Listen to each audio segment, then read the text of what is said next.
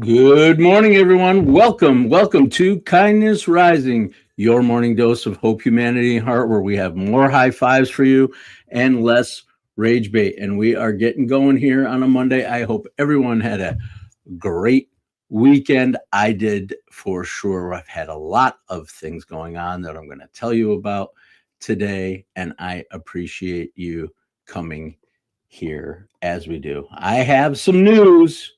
The news got out yesterday, but it's here today for you too. It's not bad news. It's actually really good news, but it's the kind of good news that changes things. And that's the complicated thing about news. We think good news is supposed to arrive with balloons and confetti and a giant check from Publishers Clearinghouse. But that's not the way it works. Although if Ed McMahon knocks on my door today, that may change this entire story. But sometimes good news does walk through the door, looks around, and says, okay, it's time to move some furniture. And that's what's happening here. Something really good has happened in my life. And because all of you, the kindness crew, has been part of my mornings for long, I want you to hear it from me. This Friday will be the final morning edition of Kindness Rising. I know. Strange to say it out loud. I've written it down. Now I'm saying it out loud. But before anybody starts playing a Sarah McLachlan song or running around crazy, I'll miss it for sure. I'm not going away. Quite the opposite. Something new is beginning, and this week we're going to talk about it, not as 5 days of goodbye, as 5 days about what happens when life opens a door and you decide to walk through it. Good morning. Good morning. Let's rise together. Good morning, Sully. Good to see you, buddy. Jess, I am so happy you are here with me this morning, and anybody else that's out there, don't forget to subscribe to the channel. Get up and get going with us all this week. All right, let's go.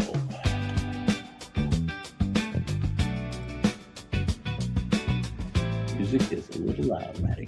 All right, so here's the deal. I've spent 300 mornings, nearly 300 mornings, sitting here telling you things like show up real and own the mess, believe bigger and build the room, play without a net. Don't wait until you know exactly how everything's going to work before you take the first step. It's pretty good advice when you're saying it to somebody else. Then life turns around and says, okay, now it's your turn. A door opened for me recently, a professional door. I've accepted a full-time leadership position back in the hospital and healthcare industry. Yep. It was simply too good of an opportunity to say no to. And I want to talk about it. Now, for those who have been following my story know that that sentence, going back to the start, back to the industry, carries a significant amount of weight for me.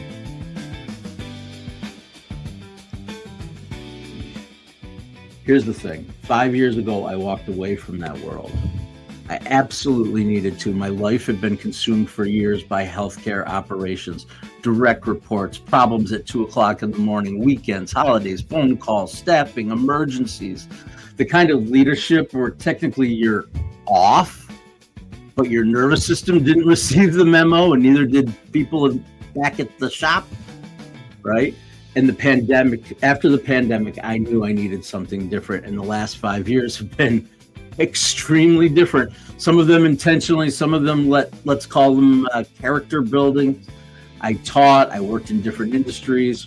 I started an LLC and began live streaming with this show. And I started talking seriously about psychological safety and leadership because of those experiences. Without a Net began to take shape, and I found parts of myself that had been buried underneath titles and responsibilities. But somewhere along the way, I realized something. I didn't actually stop being connected to the healthcare industry and what the work that's being done there. I just stopped loving the way I was living while I was doing it. And those are not the same thing. This opportunity is different. I'm not going back into healthcare. I am going back into healthcare, but I'm not going back into the role I left. I'm going to be doing project leadership. I'll be leading work teams, solving problems, bringing people together and helping build things. But I won't have the traditional department full of direct reports, signing back up for 24/7, 365 operations. And here's the part that really makes me happy about this. And then we'll move on, because this week is not going to be just about me. Without a Net actually has a practicum. What? Yes, it's true. Almost everything I've been talking about on this show, I'm going to be using. Building rooms, creating trust, navigating disagreements, helping people speak up, and leading people who don't necessarily report to me. Walking into situations where I don't know every answer. Yep. And there's another piece of the story too. It's a piece of the story that makes this opportunity deeply personal. But that's not what I'm going to talk about today. I'm going to talk about it later this week. It is where I'm going. Where I'm going is deeply personal to me, and we're going to get there maybe by Wednesday, I think. Because this week deserves some room. And here's what I want you to know. Hospital work starts early, and so 7:30 in the morning is no longer going to work for me. It means Kindness Rising as a daily morning show is ending on Friday. I chose those words carefully. The daily morning show is ending on Friday. I'm not done live streaming. I'm not done creating. I'm not done building this community.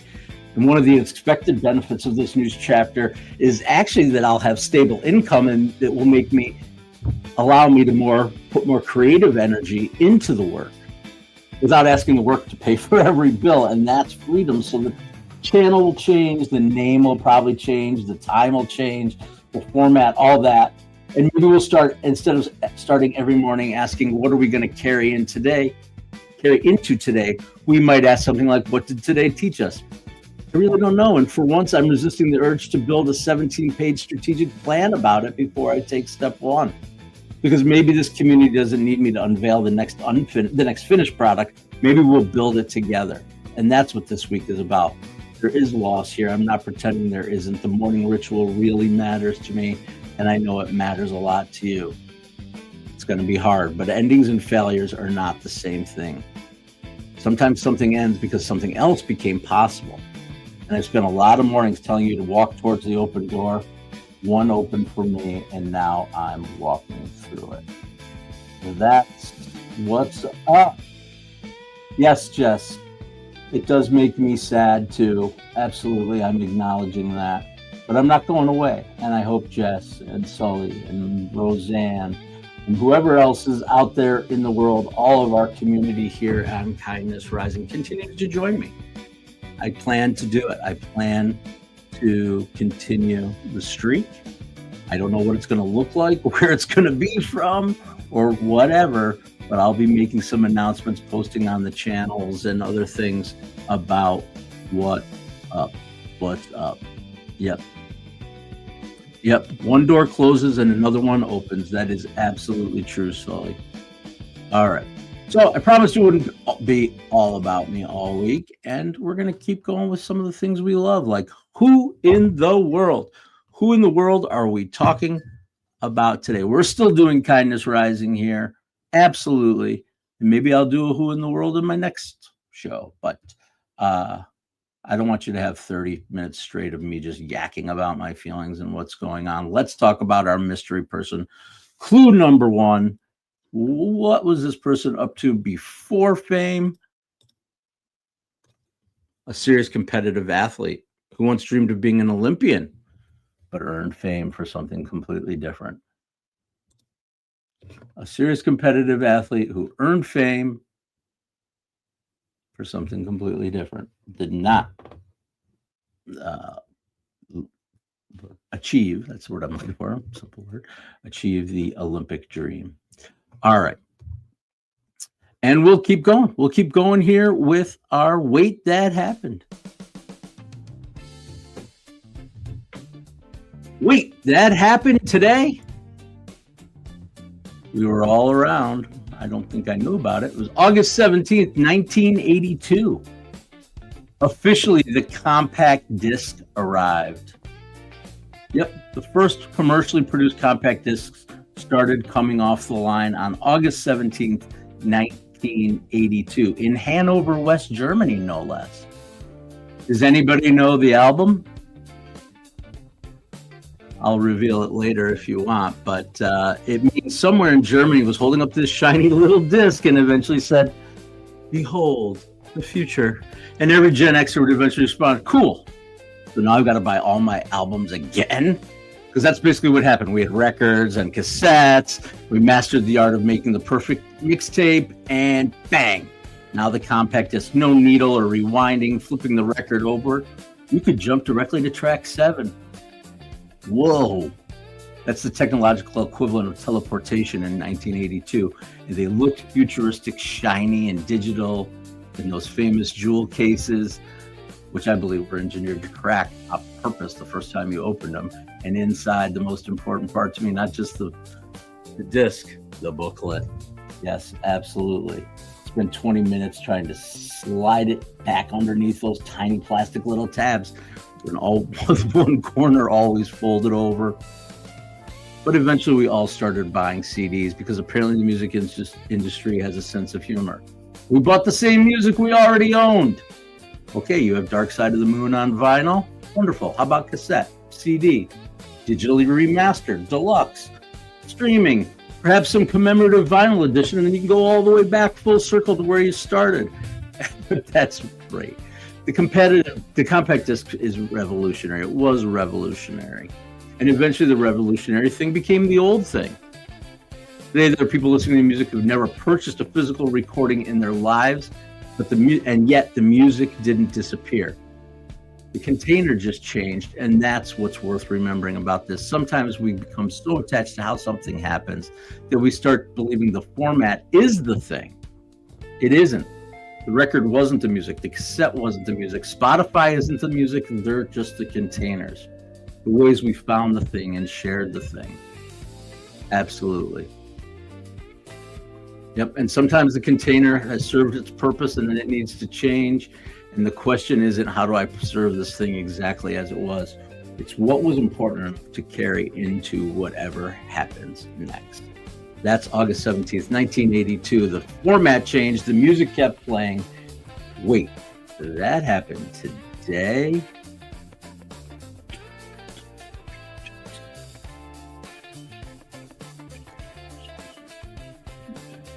All right, checking out the comments here. Ears up. Michael Phelps. Nope. He didn't earn fame for getting caught with a bong. That's funny. $15 for a CD was expensive. I remember my first CD too. I don't know why it was, but I do. It was actually just released. It was the singles, The Police's Greatest Hits. At $16 a pop, can't say I was sad to see them go. Yeah, no kidding. When $16 was like, yeah, for a single disc. Yeah, buying special discs or remember box sets, $200 box sets of every song the artist produced. Now you got the box set of just about every artist right in your hand. It's just insane. All right. Yep.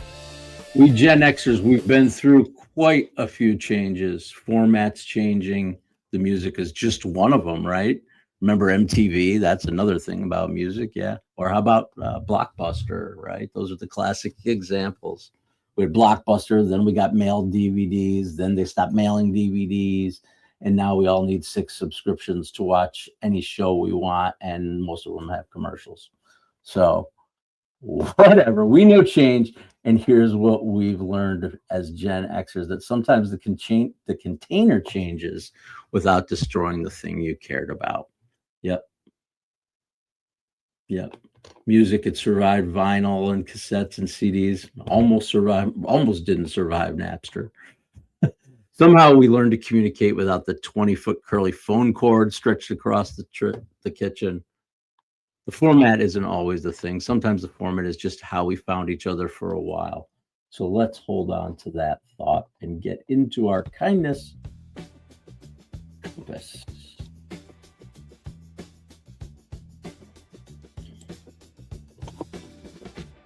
Today's kindness compass is certainly a familiar organization, one you may know about, and it is Goodwill Industries.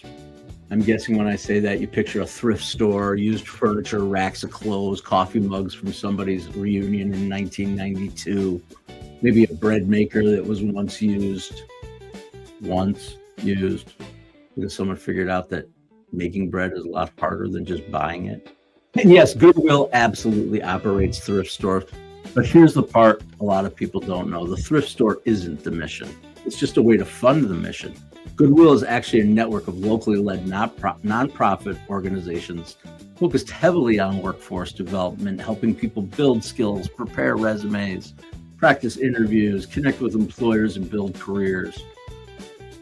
Goodwill says its network helped 2.1 million job seekers in 2025. Whoa, that's a different picture than I donated a lamp and 3 pair of jeans. Those donations become inventory that generates revenue, and revenue helps supports the programs in local communities. Absolutely.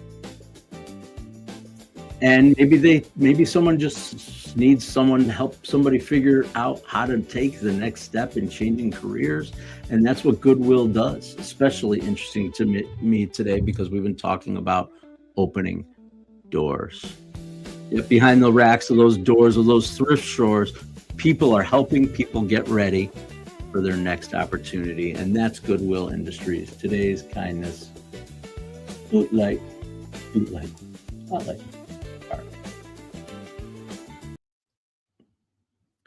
Let's keep it rolling with our second clue.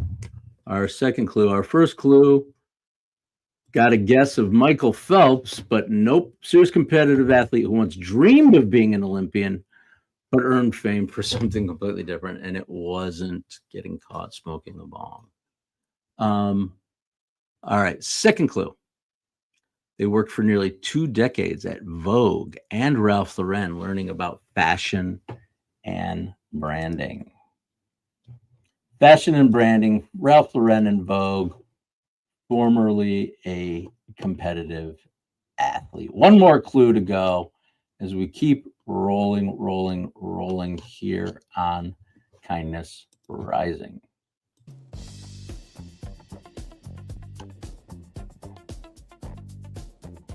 All right, Research Corner. There is a fascinating body of work around career transitions. Researchers who study this stuff have found something that most of us figured out the hard way. Changing careers isn't merely about changing what you do. It's about changing you. It's about who are you. Researcher Herminia Ibarra,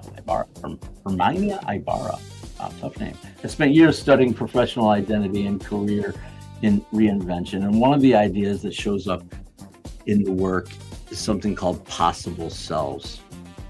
Basically, when we're considering a change, there isn't always one fully formed person waiting inside of us. There might be several possibilities. I could do this or I could do that. Maybe this part of me that hasn't had much room lately deserves a little more space. And then we experiment, we try things, we meet people and put ourselves in situations of discovering what pieces fit and what don't. And that matters because we often imagine our major decisions happening old life, brilliant insight, new life, boom, movie montage, new haircut, perfect soundtrack, and everything suddenly makes sense. That's not how it works. Usually it's old life, a weird experiment, some doubt, another experiment, or a small discovery. Something starts making sense, and then it's like, wait, this is actually happening. That's certainly closer to my experience. 5 years ago, I could not have drawn you a straight line from leaving healthcare to teaching to broadcasting to sitting in the Fox den, developing without a net, and accepting a position back in healthcare. No way. There was no master plan, but there was movement. And looking backward, you start seeing connections that were invisible while you were living them. That's one reason change can feel like loss, even when the change is good. We're not just changing our schedule, we're letting go of part of the story we've been telling ourselves about who we are. We don't quite know the next story yet. It's uncomfortable, but maybe that's not a warning sign. Maybe that's simply what transition feels like. We don't always think ourselves into the next version of our lives. Sometimes we have to live our way. into it. Yep. That was research.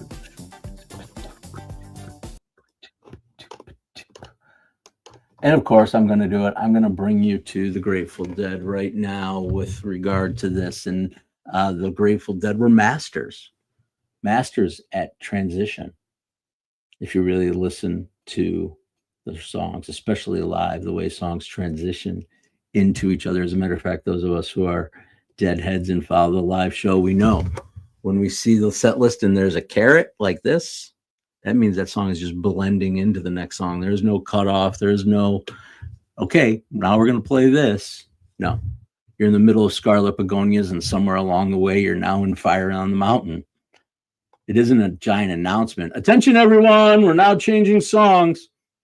It moves, it evolves. The musicians listen, and something begins to emerge, and eventually you realize, oh, we're somewhere else now. And that's what we're doing here. We're opening a brand new chapter, a fresh notebook, perfect handwriting, no confusion. No, that's not true at all. That's what we want. The old thing and the new things overlap, though, and most transitions don't work like that. There are pieces of Kindness Rising that absolutely are going to belong in whatever's next, and there's pieces of Without a Net that are about to walk into my professional life. Those are the relationships from one chapter that are showing up again in another. And there are things I haven't even recognized yet. Maybe because maybe the goal isn't to force the transition. It's just to listen closely enough to notice the next song is beginning. That is our Grateful Dead connection. That's what they did. All right, last clue. Get a clue. Here we go. Last clue in our contest. Contest? Not really. Challenge. A serious competitive athlete who once dreamed of being an Olympian, but earned fame doing something else. Let's see. Second, worked for nearly 2 decades at Vogue and Ralph Lauren, learning about fashion and branding. Dubs is in. Hey, Dubs, welcome in, buddy. Welcome in. You missed the big announcement. This is the last week of the morning show, but I will still be here going live. Thank you for saying congratulations, Sully. I know. I feel great about it. All right. Last clue. They worked for nearly 2 decades at Vogue and Ralph Lauren. And lastly, the final clue, probably, maybe we'll clinch it. At 40 years old, she opened the bridal salon that would eventually make her a red carpet, celebrity wedding, and luxury fashion icon. Oh, Dubs, I'll be doing mornings.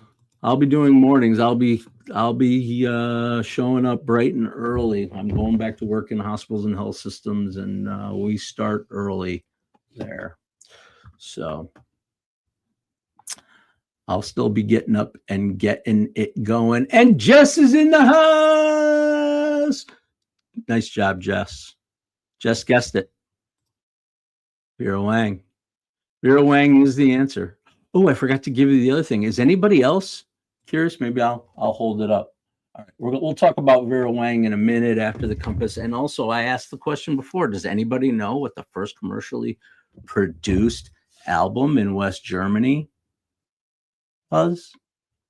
Yeah, was. All right. Let's do our compass.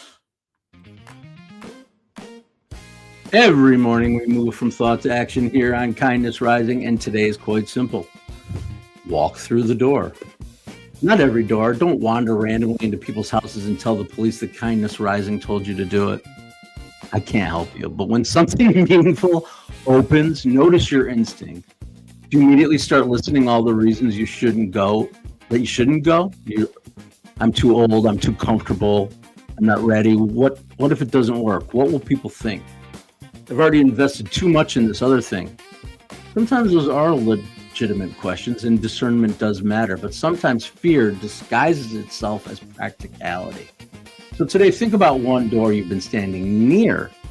Maybe it's professional, creative, a conversation, or a relationship. Maybe it's finally trying to thing you've been quietly thinking about doing for 3 years.